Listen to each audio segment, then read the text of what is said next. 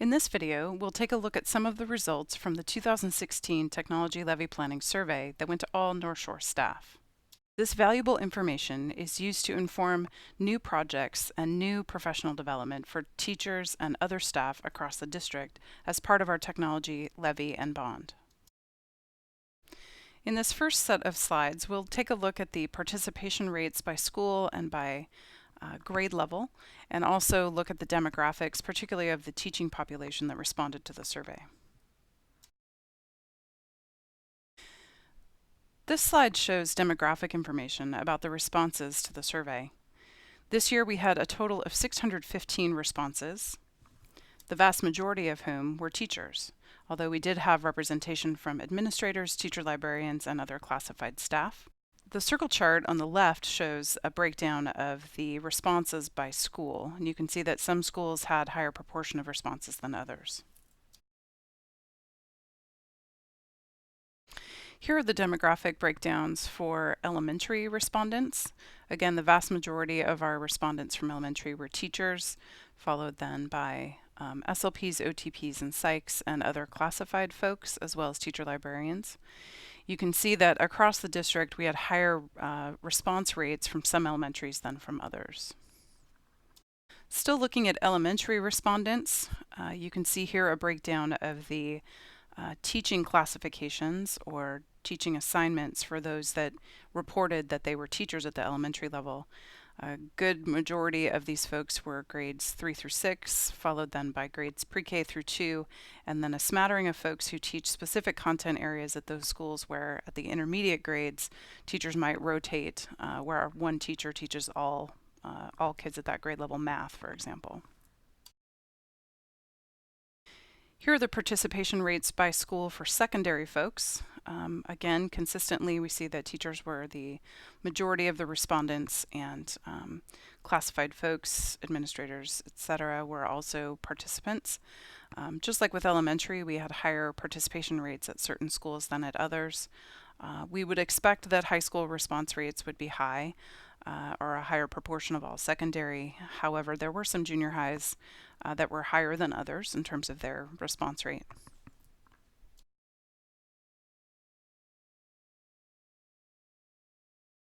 Here are the demographic breakdowns for folks that indicated that they have a teaching assignment at the secondary level.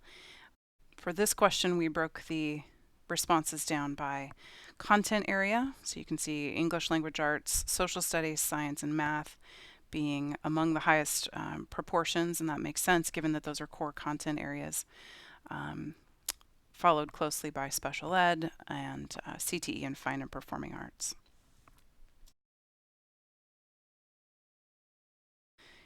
In the first series of questions we asked after demographics, we asked respondents to tell us something about the impact that current levy projects have had on teaching and learning, as well as their opinions on whether or not those projects should be eliminated, maintained at their current rates, or expanded in the next bond and levy cycle.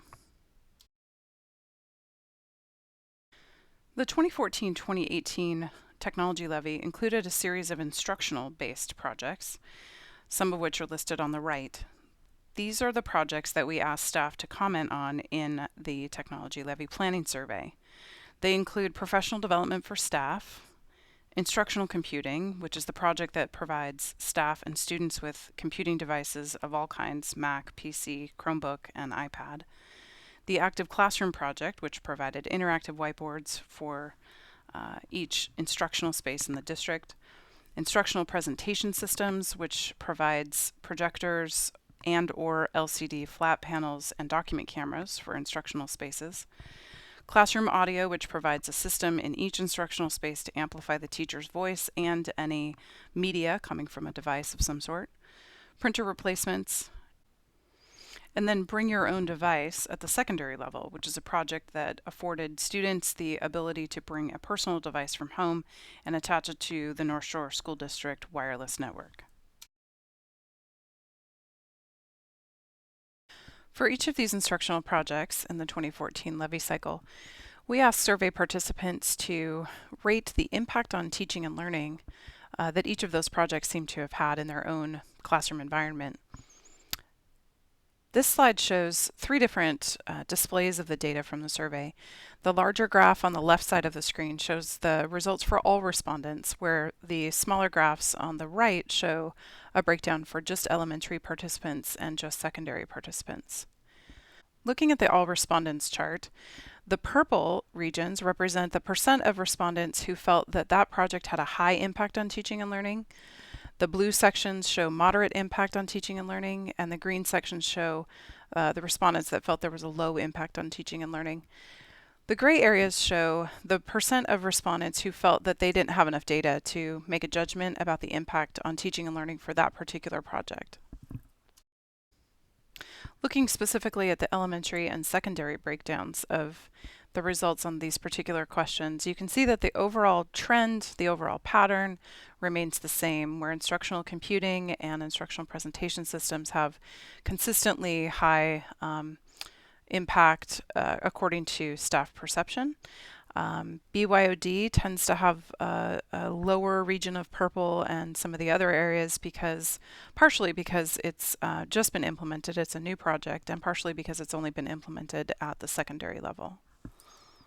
One other observation to make here is the widespread difference in opinions about the effectiveness of professional development.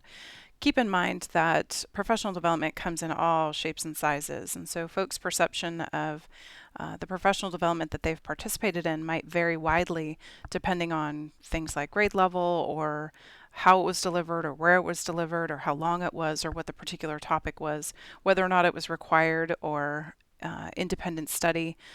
There are definitely pieces of the professional development project that would make these results vary widely. Next, we asked survey recipients, based on the same list of instructional projects, whether they would vote to expand the project for the 2018-22 levy cycle, maintain the project, or eliminate the project entirely. And again, we gave them the option of indicating that maybe they didn't have enough data to answer as well.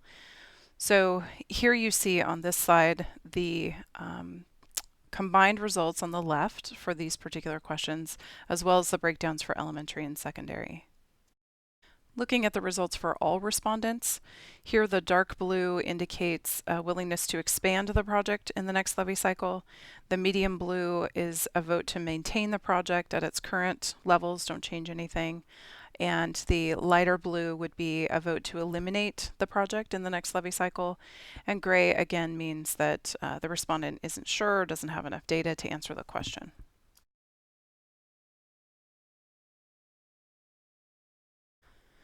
Looking at the breakdowns for elementary and secondary, a few things pop out.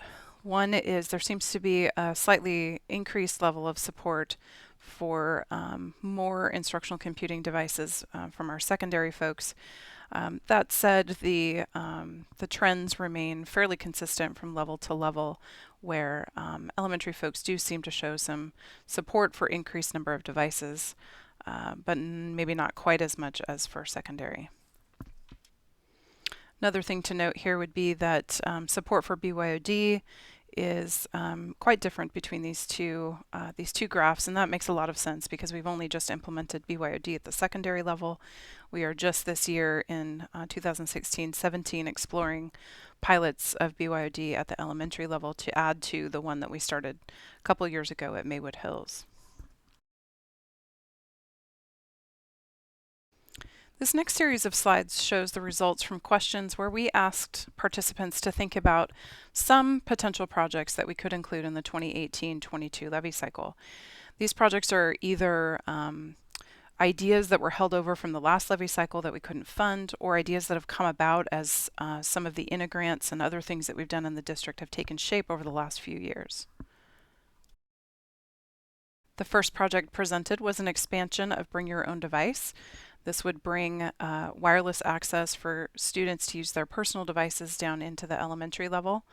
The purple on the left side of all three of these graphs indicates the percent of respondents that strongly support the idea of this project.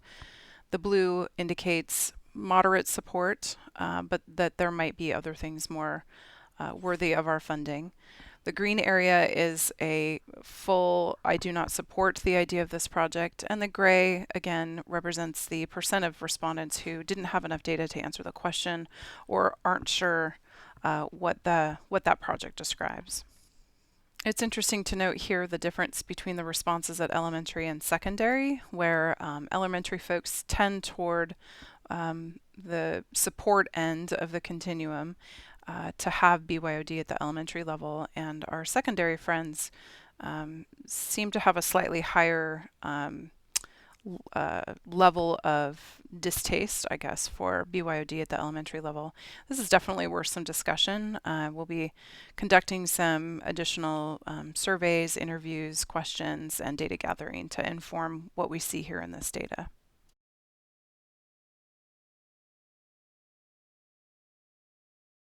The next project we asked respondents about was additional computing resources. This would be increasing the number of resources available to students. It could potentially involve a one-to-one distribution where each student in some identified grade band receives an assigned computing device. Overwhelmingly, it appears that we have good support for additional computing resources. We'll be doing some more work with TAC and the instructional tech leadership groups to define what this might mean within our limitations on things like budget and levy collections and things like that. But it does appear that we have good support for an increased number of devices. The next project we asked about was the idea of implementing what we call a learning management system. If you're familiar with Moodle or Canvas or Blackboard from your work in either other districts or in our own district, we have Moodle, or in universities and higher ed, you'll know that a learning management system is basically a one-stop shop where we can pull together all of the different resources that a teacher might use in the context of their teaching, and we can share that one-stop shop with parents, with other teachers, with students. It would be a portal for students to be able to get to other systems that they might interact with, but it would be their first stop in any instructional setting. What we have heard from other districts who've implemented one-to-one or a high saturation of devices for students is that an LMS provides a common platform as students move from class to class and grade to grade. An LMS would provide a common platform for them to access materials and communicate with each other and with their teachers. The responses here are slightly mixed. We do see some strong support among a certain percentage of the respondents for this project and some moderate support. Very low level of response from folks that said they do not support the idea of the project, but unlike with some other projects, we have a higher percentage of folks that don't know what this is. So the Tech Advisory Committee, the Instructional Technology Leadership Committee, and other folks in instructional technology will be doing some work to kind of educate people on what this is in the coming months so that we can make an informed decision about whether or not to move forward with this project. The next project introduced in the survey was a project designed to support building-based instructional technology professional development. Essentially, this would be a group of resources devoted to providing school-based either one-on-one support between a couple of teachers. It might be collaborative planning time. It might be team teaching. It might be a training offered before or after school for pay. The resources would support the idea that school-based folks and instructional technology coordinators at the district level would come together at the school to provide timely and relevant instructional technology professional development. We can see here that the support for this idea is quite strong. We have good support both in the purple strongly support column and in the blue somewhat support column at all levels and in all areas. So this does seem to be a project that would have some merit moving forward. The next project we asked about included resources to increase our district level instructional technology staff. Right now, at the district level, we have 4 instructional technology coordinators whose job it is to work within pathways and grade bands to coordinate not just the implementation of instructional technology devices and equipment and systems and services, but also to work closely with teachers, as these folks are former teachers themselves. They've come directly out of the classroom to support the professional learning of staff across the district in a multitude of areas. So this project would increase the number of those coordinators to make sure that we had good reach and good support at all levels and for all of our schools. Overall support for this project seems to be high based on the responses. The responses here are not necessarily as high as the building-based professional development, which isn't that terribly surprising because we know that job-embedded professional development at the building level is not only the most effective, but the most compelling for folks as well. So possibly some work to do here, but this does seem like a project that is worth moving forward with.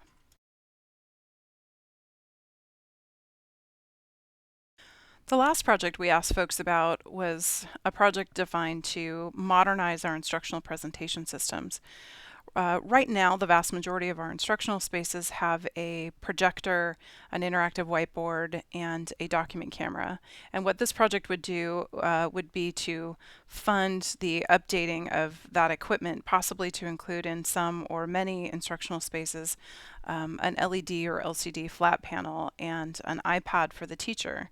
What this does is expands a teacher's ability to move about the room as they're presenting information from the iPad, as well as give the teachers and students both access to a virtually infinite number of apps related to education and related to being able to visualize concepts for students. So a new system like this would present many more opportunities for teachers to expand what they do to support student learning from a visual standpoint. Support for this project seems fairly moderate. It does appear that there are some folks that feel like this would not be a good idea. That's probably likely because these are folks that have developed many materials related to the use of their interactive whiteboard. We currently have a project underway to pilot this new system, and we're collecting some great data about what it's like for a teacher to transition from an interactive whiteboard to this system. And we're also finding that there might be some instructional spaces where it makes more sense to have something interactive as opposed to a flat panel and an iPad. So more to come on this project. Definitely worth some discussion.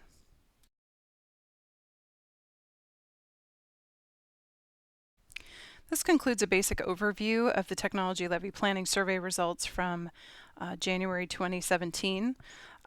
In the future, you can expect to see some additional videos and information related to more of the survey results.